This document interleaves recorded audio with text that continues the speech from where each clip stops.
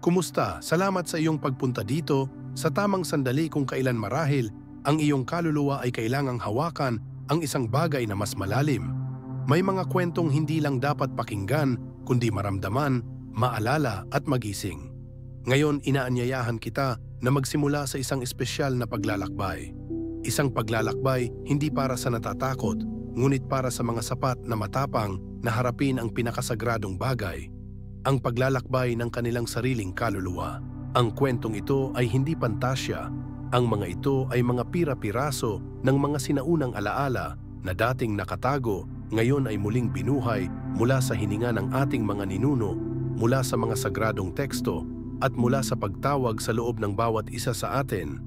Kung handa ka na, makinig ng buong puso, dahil siguro sa bawat kwento, makikilala mo ang sarili mo. Naisip mo na ba ano ang mangyayari pagkatapos ng kamatayan?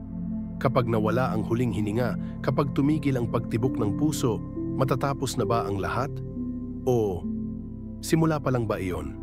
Sa likod ng mga pader ng doktrina na binuo sa loob ng maraming siglo, mayroong isang nakatagong katotohanan, isang sagradong mapa ng kaluluwa na dating hawak ng mga ninuno ng Hebreo. Pinangalanan nila ang mga lupain kung saan dapat dumaan ang mga kaluluwa. Sinabi nila ang tungkol sa mga anghel na nagmumula sa liwanag at kadiliman, ng Sheol, ang kaharian ng paghihintay, at ng mga kaluluwa na tinawag pabalik sa lupa. At pagkatapos, darating ang pangwakas na paghuhukom, kung saan walang makapagsisinungaling, kung saan isang tanong na lang ang natitira. Ang pangalan mo ba ay nakasulat sa aklat ng buhay? Samahan mo ako sa isang paglalakbay upang matuklasan ang mga nakalimutang katotohanan kung saan ang kamatayan ay hindi na ang wakas, ngunit ang pintuan na nagbubukas sa kaibuturan ng kaluluwa.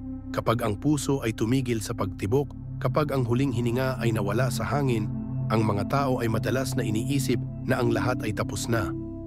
Nanlamig ang katawan, naluluha ang mga mata ng mga mahal sa buhay, at hinihimok tayo ng lipunan na mabilis na tanggapin ang pagkawala upang magpatuloy sa buhay.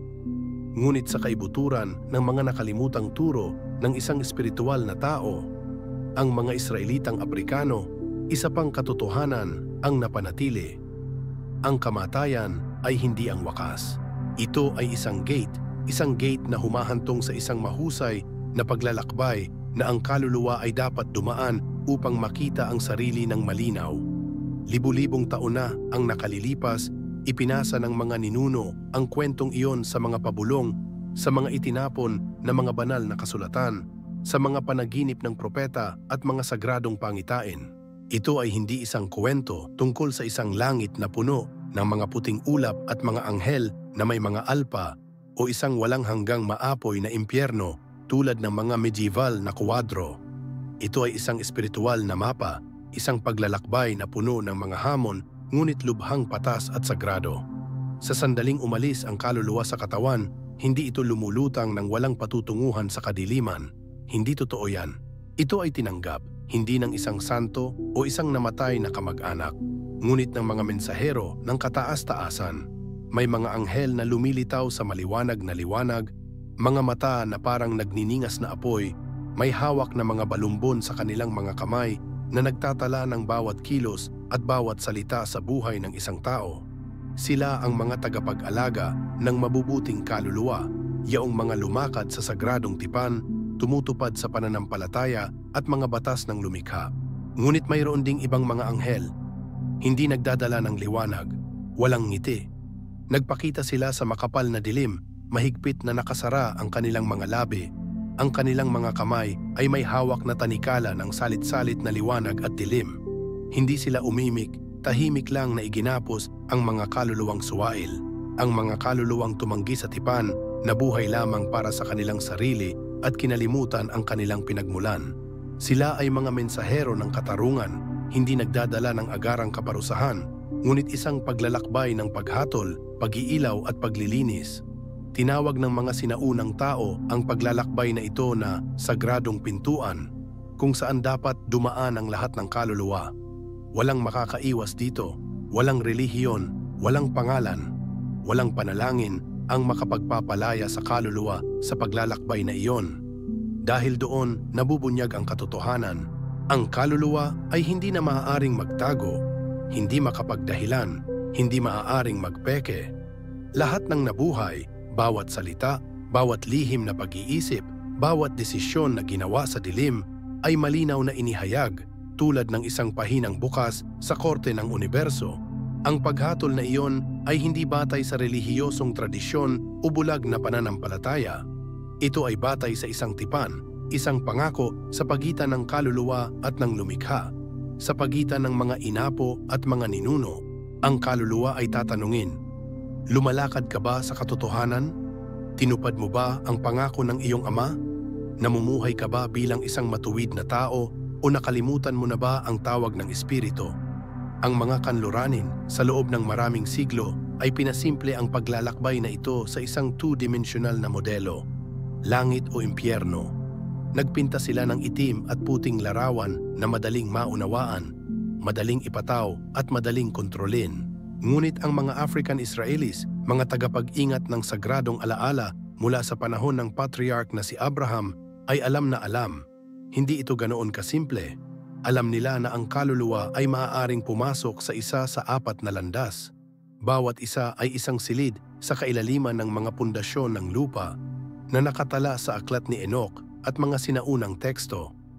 Ang unang silid ay ang lugar ng mga matuwid, mga kaluluwang nabubuhay sa pananampalataya, tumutupad sa batas at lumalakad sa liwanag. Sila ay nagpapahinga, naghihintay sa araw ng muling pagkabuhay, ang araw na sila ay tatawagin upang tanggapin ang kanilang walang hanggang gantimpala.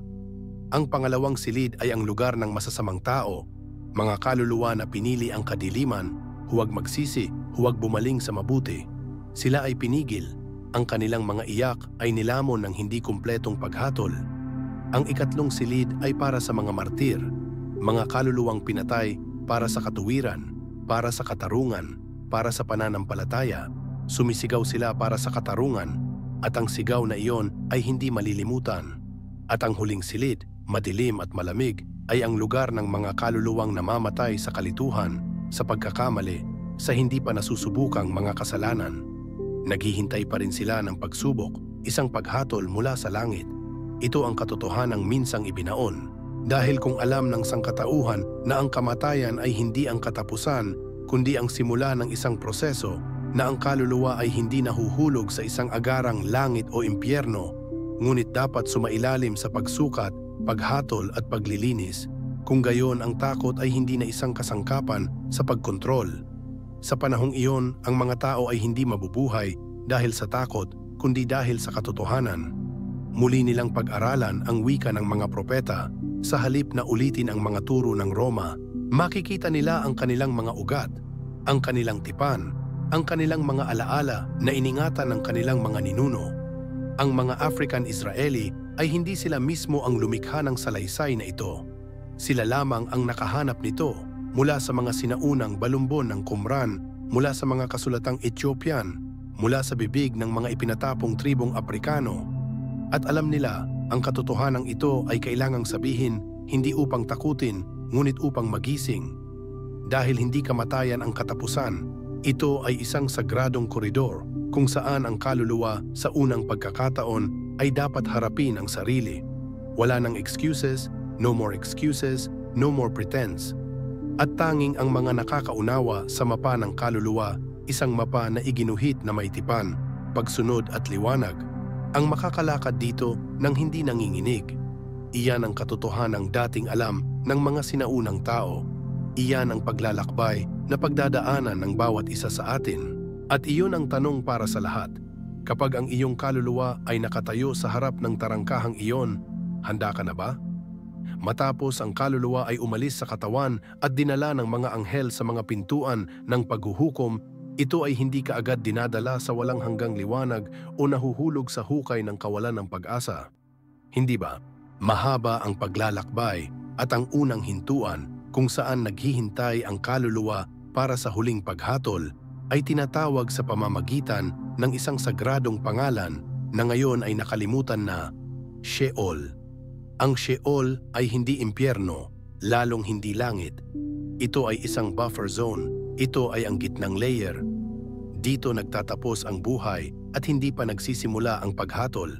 Isang lupain ng katahimikan, ng pagninilay-nilay, ng inihayag ngunit walang parusang katotohanan, kung saan ang kaluluwa, pagkatapos umalis sa katawan, ay nagsisimula sa proseso ng pagkilala sa sarili, hindi sa pamamagitan ng salamin, ngunit sa pamamagitan ng mga alaala, sa pamamagitan ng mga kahihinatnan, sa pamamagitan ng mga balumbon na dinala ng anghel kasama niya. Sa kaisipan ng mga ninunong Hebreo, ang Sheol ay hindi isang lugar ng kaparusahan. Ito ay isang naghihintay na kaharian kung saan ang lahat ng kaluluwa ay dadalhin pagkatapos ng kamatayan, hindi alintana kung sila ay matuwid o makasalanan. At ang Sheol, ayon sa sinaunang mga tagapag-ingat ng memorya, ay may higit pa sa isang anyo. Ito ay nahahati sa ilang mga seksyon, bawat isa ay sumasalamin sa estado ng kaluluwa, katulad ng mga silid na binanggit sa unang bahagi ng paglalakbay. Sa liwanag na bahagi ng Sheol, naroon ang sinapupunan ni Abraham, isang lugar na inilarawan bilang pahingahang dako ng mga matuwid. Walang iyakan, walang naglalagablab na apoy, kundi kapayapaan, malambot na liwanag at naghihintay na may pag-asa. Alam ng mga kaluluwa doon na sila ay tatawagin sa araw ng pagkabuhay na mag-uli at ang kanilang matuwid na buhay ay gagantimpalaan. Napahinga sila sa mga bisig ng kanilang patriarkang si Abraham na kumakatawan sa unang tipan sa kataas-taasan. Ngunit hindi lahat ng kaluluwa ay makakarating doon. Sa kabilang panig, ang madilim na bahagi ng Sheol ay malamig na mga lugar kung saan ang mga kaluluwa ay hindi makakasumpong ng kapayapaan. Ang isa sa kanila ay ang rehiyon ng mga tumatanggi sa tipan, ang mga namuhay para sa kanilang sarili, hindi pinansin ang propesiya at binabalewala ang banal na katarungan. Hindi sila sinunog tulad ng sa imahinasyon ng mga Romano, ngunit nagtiis sila ng ibang uri ng paghihirap, ganap na kahubaran. Doon nauulit ang bawat pagkakamali, muling nararamdaman ang bawat sugat na naidulot sa iba. Walang mga hiyawan, tanging pagdurusa lamang at ganap na kalungkutan. At sa pagitan ng dalawang mundong iyon ay isang hindi madaanan na kalaliman, gaya ng sinabi ni Jesus sa talinghaga ni Lazarus at ng taong mayaman. Sa talinghagang iyon, parehong namatay ang mga lalaki at parehong nasa Sheol. Si Lazarus, ang dukha ng pananampalataya, ay napahinga sa sinapupunan ni Abraham.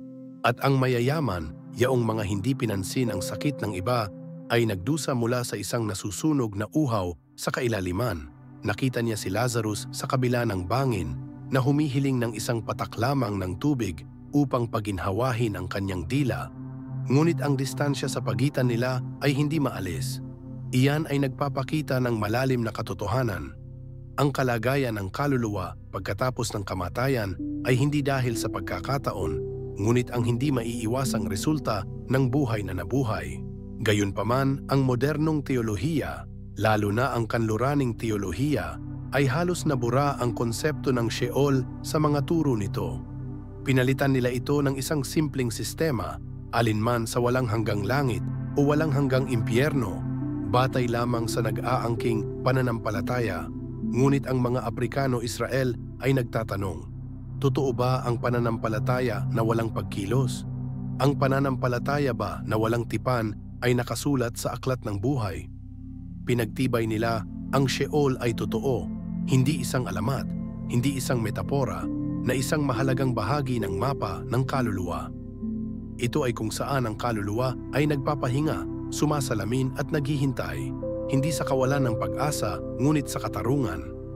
Umiiral ang Sheol hindi para parusahan, kundi para paghiwalayin, upang ang bawat kaluluwa ay magkaroon ng pagkakataon na maunawaan kung sino sila, kung paano sila nabuhay, at kung ano ang kanilang iniwan. Walang salita ang nakalimutan, walang gawa ang nakaligtaan. Ang lahat ng ito ay nakasulat sa Angelic Scrolls. Isa sa mga espesyal na punto na binibigyang diin ng mga African Israelis ay ang Sheol ay hindi nananatili magpakailanman. Hindi ito ang huling hantungan, isa itong waiting station, isang buffer zone, isang koridor na humahantong sa isang mas malaking araw, ang araw ng muling pagkabuhay at huling paghuhukom. Ibig sabihin, walang pumupunta sa langit kaagad, ni sino man ang nasusunog sa impyerno kaagad. Naghihintay ang lahat, maging ang mga ninuno, maging ang masasama. Maghintay hanggang buksan ng kataas-taasan ang aklat at hatulan ang bawat tao ayon sa kanyang ginawa. Nangangahulugan iyon ng isang mapanlinlang na katotohanan. Ang sakit na idinudulot mo sa iba ay aalingaw-ngaw hanggang sa malutas sa harap ng banal na hukuman. At ang kabutihang tahimik mong itinanim, maaaring makalimutan ng mundo, ngunit maaalala sa Sheol kung saan naghihintay ang mga anghel na magulat. Ang Sheol na kanilang inilalarawan ay hindi isang nakakatakot na lugar kung ikaw ay nanirahan sa tipan, sa pag-ibig, sa katuwiran, ngunit para sa mga nabubuhay sa kasinungalingan, sa pagmamataas, sa moral na kawalang ingat. Ang Sheol ay ang simula ng isang paglalakbay ng panloob na pagdurusa. Ito ang salamin ng kaluluwa kung saan walang liwanag ang makapagtatago ng katotohanan. At ang pinakanakakalungkot, hindi na ito itinuturo ng simbahan ngayon. Hindi nila sinabi ang tungkol sa Sheol. Hindi banggitin ang paghihintay, ang pag-unawa, ang hustisya. Ang sabi lang nila, maniwala ka at maliligtas ka. Ngunit muling nagtanong ang mga Israelitang Aprikano, naligtas mula sa ano? Kung hindi mo maintindihan saan ka pupunta, hindi sila bumubuo ng mga bagong paniniwala. Ibinabalik lamang nila ang mga sinaunang alaala, mga alaala ng paglalakbay ng isang kaluluwa na patas, malalim at hindi maaaring pasimplehin. At sinasabi nila ito hindi upang magdulot ng takot, ngunit upang ihanda ang iyong mga kaluluwa at ang kanilang sarili para sa kung ano ang darating. Dahil ang Sheol, maniwala ka man o hindi, ay umiiral pa rin sa ilalim mismo ng iyong mga paa, at ang iyong kaluluwa balang araw ay makakarating din doon. Sa walang hanggang katahimikan ng Sheol, kung saan naghihintay ang bawat kaluluwa sa huling paghuhukom, hindi lahat ay naiwang nag-iisa hanggang sa katapusan ng mundo. Ang ilang mga kaluluwa, pagkatapos suriin, ay hindi nagpapatuloy sa liwanag o nahuhulog sa huling paghatol. Sa halip, pinabalik sila. Bumalik sa buhay na mundo, hindi parang multong nagkukubli sa gabi, ngunit nagbabalik sa bagong katawan, bagong buhay, bagong tungkulin. Ito ay isang tahimik na paglalakbay, kakaunti ang nakakaalam, mas kaunti ang naniniwala. Ngunit para sa mga African Israelis na nagdadala sa loob nila ng mga sagradong alaala ng kanilang mga ninuno, alam nila na ito ay hindi gawa-gawa. Ito ay muling pagkakatawang tao o mas tumpak ang pagbabalik ng kaluluwa ng tipan. Hindi tulad ng konsepto ng karma sa Eastern thought, ang reincarnation na pinag-uusapan nila ay hindi natural na parusa o cyclical reward. Ito ay pagkumpleto. Ito ay ang proseso ng pagpapatupad ng hindi natapos na misyon. Dahil sa sagradong timeline ng Supreme Being, may mga gawaing hindi matatapos sa isang buhay ng tao. May mga kaluluwang pinabalik, hindi dahil sa mga pagkakamali, kundi dahil sa responsibilidad. Dala nila ang malabong alaala ng isang bagay na hindi kumpleto. May isang bagong panganak na bata na may mga mata ng isang makaranasang tao. May mga taong hindi pa nakapag-aral ngunit may malalim na pagkaunawa sa Biblia, katarungan at sakit ng bansa. Ang ilang mga tao ay may kakaibang mga panaginip na parang isinulat ng mga alaala na hindi kabilang sa buhay na ito. Ito ay hindi lahat ng random. Tinawag sila ng mga sinaunang tao na mga lumang kaluluwa, ngunit ang mga Aprikano-Israel ay mas tapat. Sila ay mga bumalik.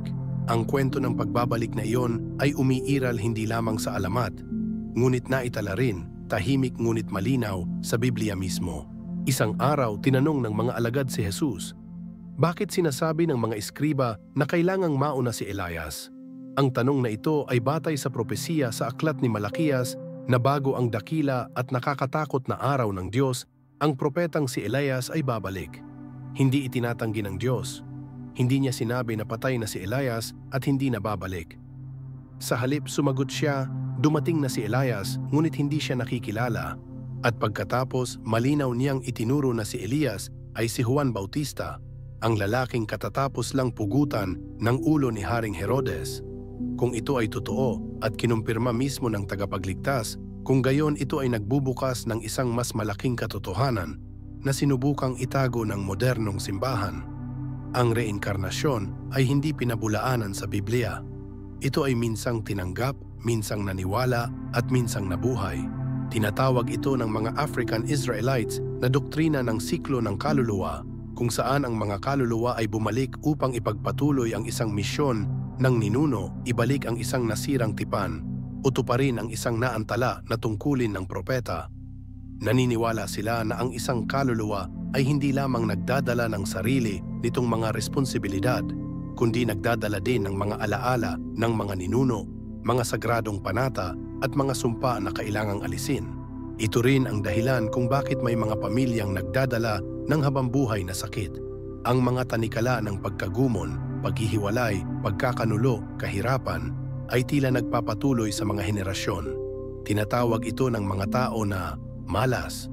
Ngunit sinabi ng mga Israelitang Aprikano, ito ay isang sirang tipan na hindi pa napagaling. At sa bawat henerasyon may ipapadala na nagdadala ng kaluluwa ng isang hinalinhan upang tapusin ang siklong iyon.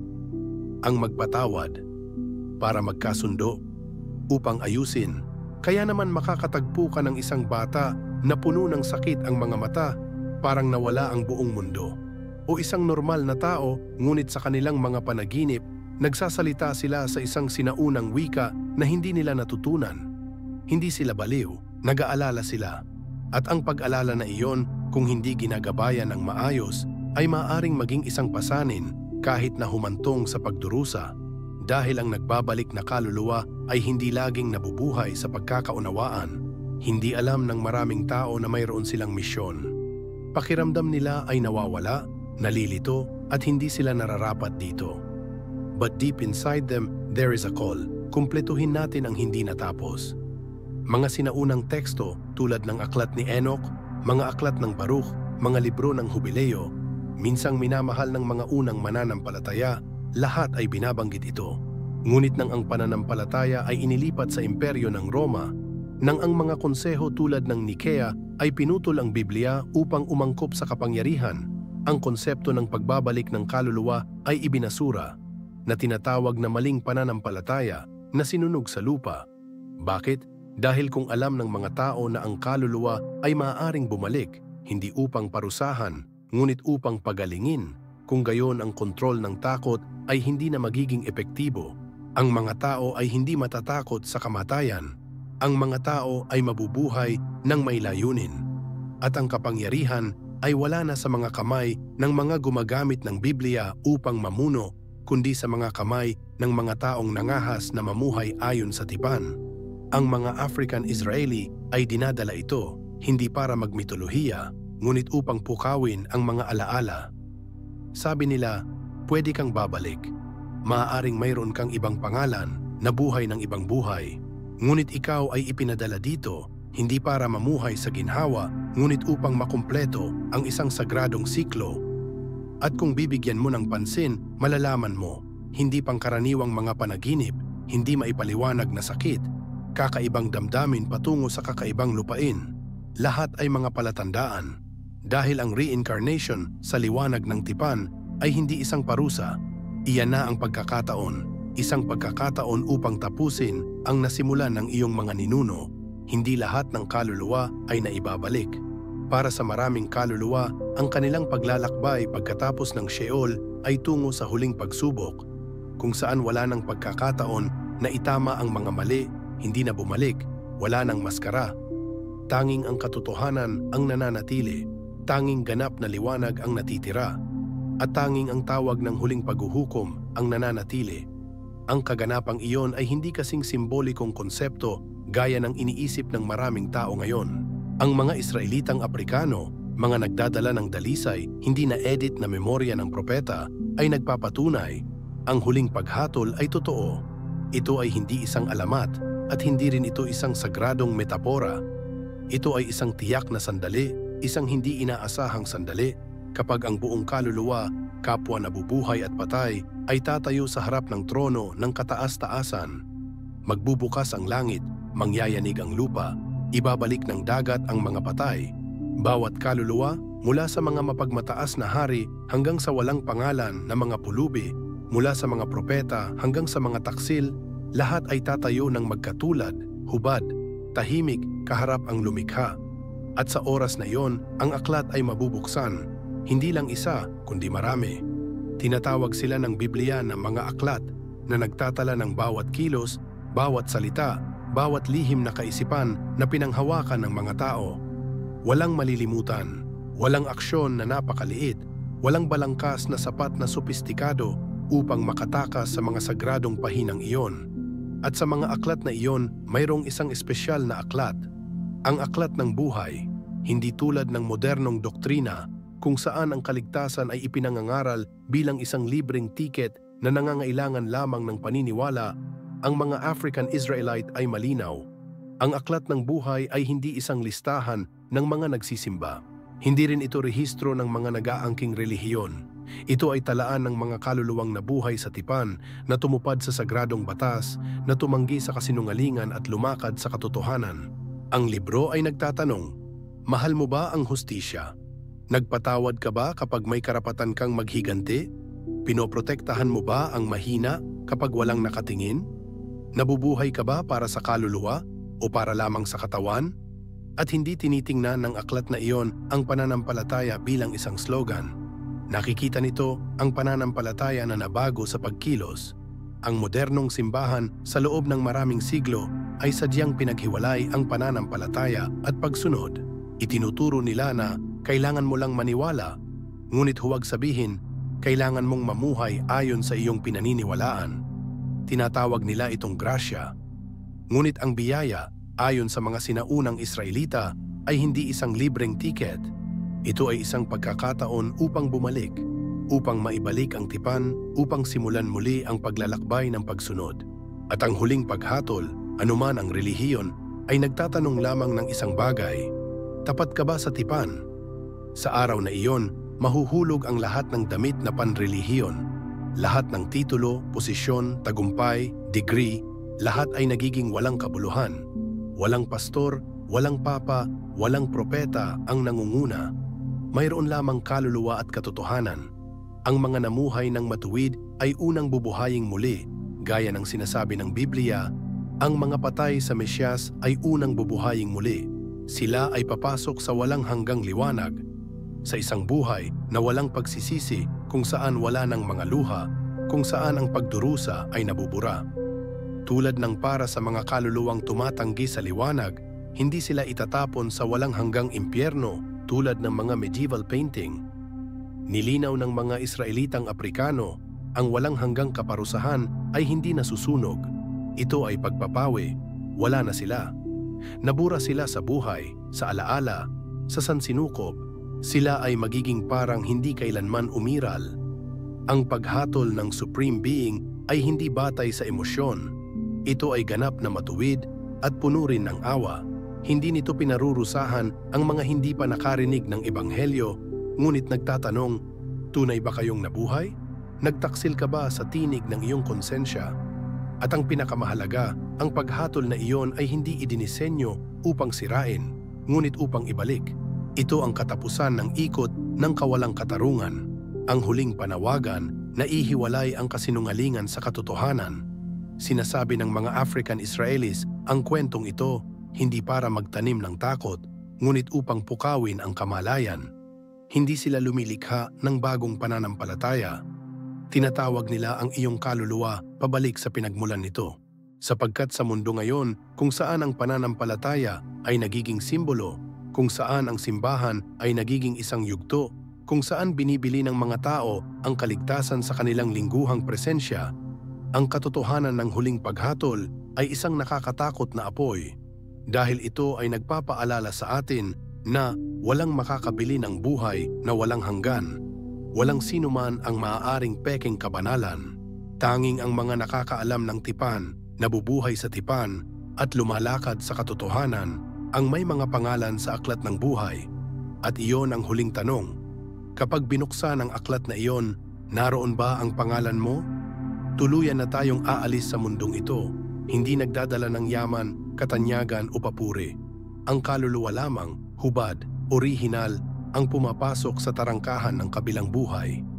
At doon, walang puwang para sa pagpapanggap. May katotohanan lang.